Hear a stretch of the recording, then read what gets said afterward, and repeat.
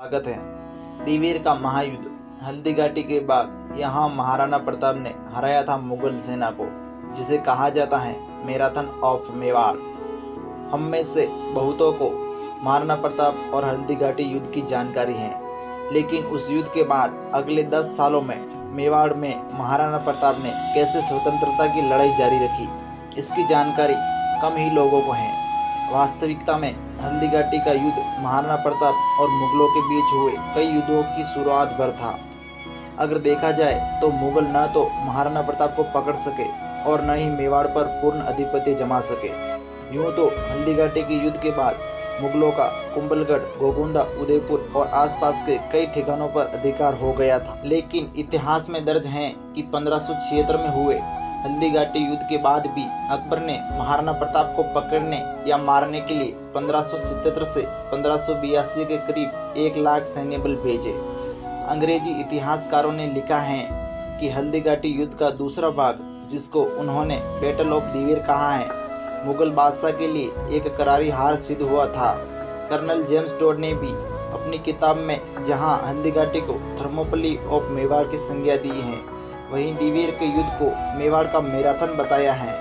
Colonel James Tod ने महाराणा प्रताप और उनकी सेना के शौर्य, युद्ध कुशलता को स्पार्टा के योद्धाओं सा वीर बताते हुए लिखा है कि वे युद्ध भूमि में अपने से 4 गुना बड़ी सेना से भी नहीं डरते थे। दिवेर युद्ध की योजना महाराणा प्रताप ने अरावली स्थित मनक्यावास के जंगलों में बनाई थी। भामाशाह द्वारा मिली राशि से उन्होंने एक बड़ी फौज तैयार कर ली थी। बीहड़ जंगल, भटकाव भरे पहाड़ी रास्ते, भीलों, राजपूत स्थानीय निवासियों की गुरिल्ला सैनिक टुकड़ी के लगातार हमले और रसद हथियार की लूट से मुगल सेना की हालत खराब कर रखी थी। हल्दी घाटी के बाद अक्टूबर 1582 में दिवेर का युद्ध हुआ।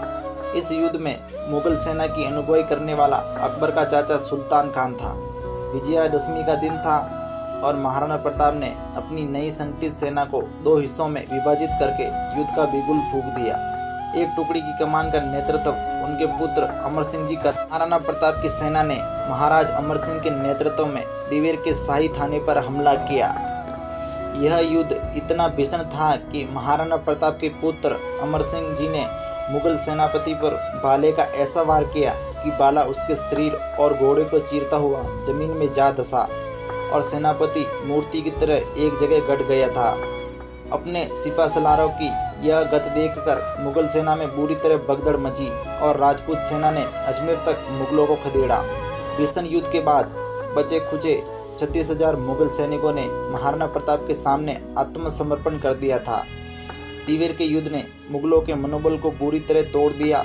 दिवेर युद्ध के बाद महाराणा प्रताप ने गोगुंदा, कुंभलगढ़, बस्सी, चावंड, जावर, मंदारिया, मोही, मांडलगढ़ जैसे महत्वपूर्ण ठिकानों पर कब्जा कर लिया था।